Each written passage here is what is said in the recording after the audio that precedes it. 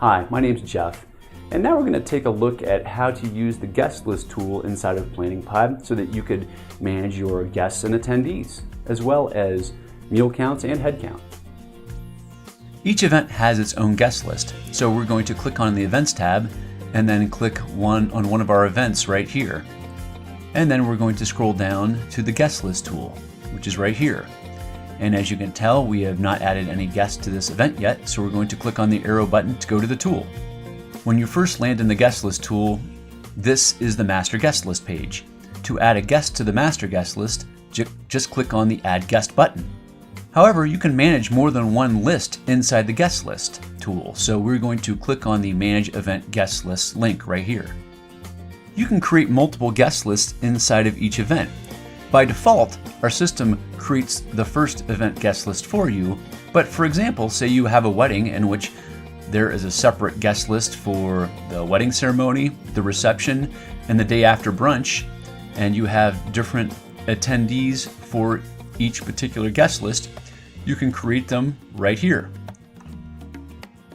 This would also work for other types of events, say a meeting in which you have some type of general session and then maybe some type of executive committee meeting. Once you have created your event guest lists, you can now manage meal selections for each of those lists. We are going to click on the reception event guest list and create some meal choice options for this particular guest list. By entering in these meal selections, you can then track your counts for meal selections. Once we're done, we'll hit the Save button, and then we'll go back up to the drop-down menu, and now you can see here under Reception, there are now 4 meal selections. We're going to create a couple meal selections for the day after brunch guest list. And when we click on the drop-down menu, we will see that now there are 2 meal selections under the day after brunch. So now that we've set up all of our event guest lists, let's add a guest. We're going to skip some of this top information and come back to it, but you have the ability to enter in a number of items for each guest. You can enter a title that's relevant to this particular guest, as well as designate if they're from out of town or not. And if the guest has an address, you will be able to use the map feature in the guest detail area. And below this are fields for entering email and phone information. And below those 2 fields is an area where you can add notes for each particular guest. And then the final field below that is an area where you can enter in the invitation address wording if you're going to send out invitations to your guests. And you will be able to print out a PDF of all of the invitation address wording items for all the guests to, for example, send to a calligrapher. And when we scroll back up to the top, we can now add this guest to each of those separate guest lists that we created beforehand. We can invite them, select an invitation priority for each guest, as well as note if they have RSVP'd. And we are going to add this particular guest to each of the event guest lists that we have created.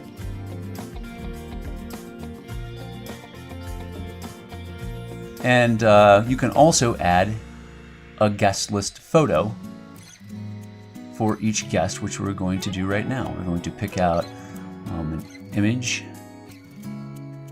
and then upload it right there. And when we're done, we'll scroll down and click the Save button. And now we're going to click on the guest we just added. And here is all the information that we completed, including updated information on their RSVPs. You can also add multiple guests to the master guest list at one time by uploading or importing guests from a file, which we will do in this link right here. You can import using three types of files: a vCard file, an Excel file, or a CSV file. We're going to select CSV, and then we're going to go to the place on our computer where that file exists. So we're going to select the CSV file that has our guests on it. And once we've uploaded it, that will now put us into the mapping screen where we will be able to map the columns on the CSV file we just uploaded with the columns in the database.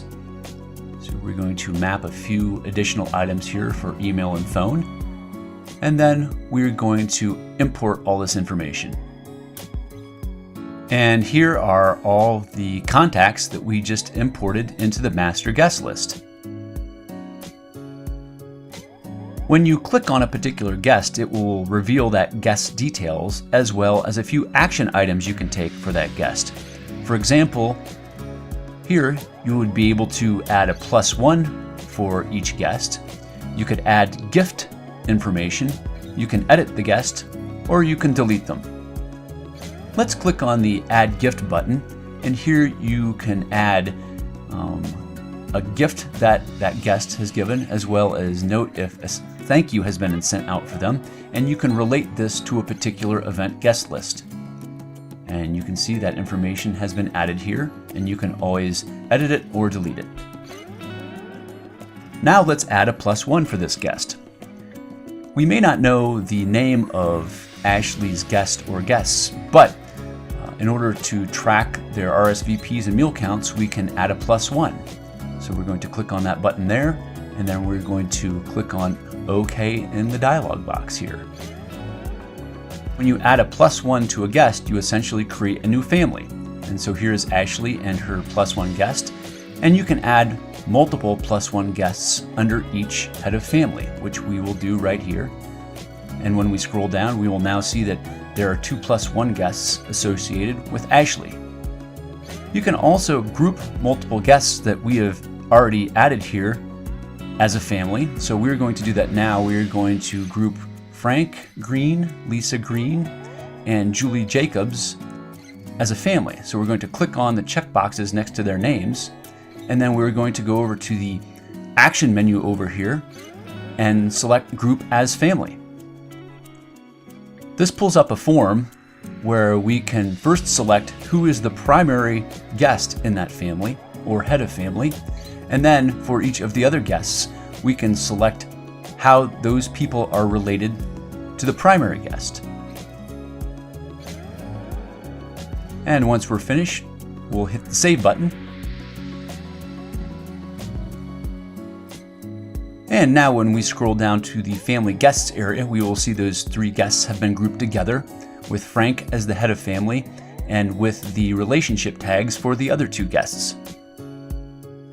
If you remember earlier, we invited Ashley individually to all 3 event guest lists. However, you can do this in bulk too. Let's say we want to add everyone to the reception. We're going to click on the top checkbox there, click on Invite Guests, and then click on Reception here. And now, all of those individuals have been added to the reception event guest list. Let's use another example. Say we want to invite most of these people to the wedding ceremony. So we're going to click on that top checkbox, and then we're going to unclick the people who we do not wish to add to the wedding ceremony event guest list. Once we're finished, we go over here to Invite Guests, and we're going to click on the wedding ceremony event guest list. And now those people have been added to the wedding ceremony event guest list. And finally, we're going to add a few select people to the day after brunch, and we'll do that right here. Note that you must add a guest to an event guest list before you can RSVP and select meal counts for them. So let's do some RSVPs now in bulk. We're going to select 4 guests, and then we're going to go over to the Change Guest RSVPs link. And then here we will find the event that we're going to RSVP for, and say that those people have designated that they will be attending the reception. So now those RSVPs have been recorded for the reception. Let's also select a few more people, and we're going to RSVP for these people as not attending the reception. And now their RSVPs have been recorded in the system. Now let me show you how you can designate meal selections for a batch of guests. So we're going to scroll down and we're going to select 3 guests. And then we're going to go over to the Actions menu and click on the Change Guest Meal Selections. And it will give us the 2 events or guest lists for which we have meal selections. And we're going to select chicken for the reception. And so now our system has recorded that those 3 guests have selected chicken as their meal choice for the reception. And we're going to do this one more time for these 2 guests. We're going to select steak. You can also change or select invitation priority in bulk too by clicking on a few of the guests here and then clicking on change invitation priority, and you can select a different priority for each of the particular event guest lists that we have created. So we'll just select that those are people whom we would like to invite to the day after brunch, but aren't people that we definitely want to have to go to that brunch. And finally, you can delete guests in bulk too, simply by clicking on them and clicking on the Delete Guests link.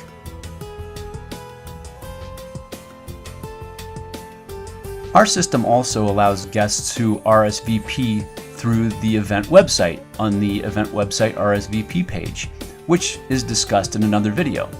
So what we're going to do now is we're going to go to the RSVP page for this event's website, and it provides fields where each guest can type in their name,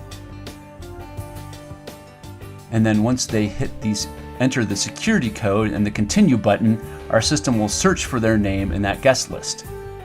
When it finds them, it will display information so that they can RSVP and also select meal counts.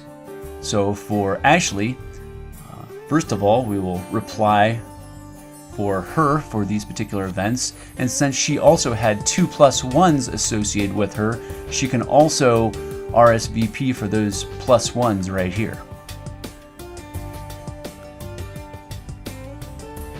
And once we hit submit, this information will then be saved in the guest list tool for this event. Now I'm going to RSVP for a few other guests that we entered in. If you remember, Lisa Green was the member of a family that we had created. So we're going to RSVP for Lisa. When there are members of a family and they are all inside of the guest list, each member will have to RSVP separately, typing in their own name. But once we hit submit, Lisa's information will have been saved in the guest list area. And now we are going to finally enter in the RSVP information for Frank. And this is if Frank would come to the website and RSVP on his own. And since Frank had been added to all of the event guest lists or invited to them, he can RSVP for all those particular events. Now let me show you inside of the guest list tool where this information has changed. So we're going to scroll down to Frank Green, who is one of the heads of the family there. And as you can see, that RSVP information has now been saved right there, as it has for Ashley. To get a current at-a-glance overview of your head counts as well as your meal counts, you can go over here to the drop-down menu and then click on View RSVP Meal Totals. And this gives you a nice visual overview of how many people have been invited to each event, as well as how many have responded as attending, not attended, or haven't responded, and it gives you meal count breakdowns too. If you need to view different aspects of the guest list or filter the guest list, you can click on the drop-down arrow and then click on the Filter Guest List link. And this provides you with a wide number of options for filtering the guest list. Say we want to view the people who we've added to the wedding ceremony event guest list. We just click on that link there and it shows us those people. We're going to go back to the filter. And say we want to see RSVPs, people that have RSVP that they will be attending the reception. We will just click on that link there. And these are the people so far who have RSVP'd that they are attending the reception. In addition to viewing all people who have been invited to particular events or RSVPs for each event, you can also view guest lists by invitation priority, as well as thank yous sent and not sent. You can also download PDFs of the guest list. So to do this, just click on the Create PDF tool, and this allows you to print out a PDF of the guest list and filter it in a variety of ways, as you can see right here. Say you want to get a PDF printout of the guests that are attending the wedding ceremony. We'll just click on that link there. We'll click OK to download the PDF. And then here is that PDF right here with totals at the top and guest detail information below that. And you can always print out a PDF of this guest list.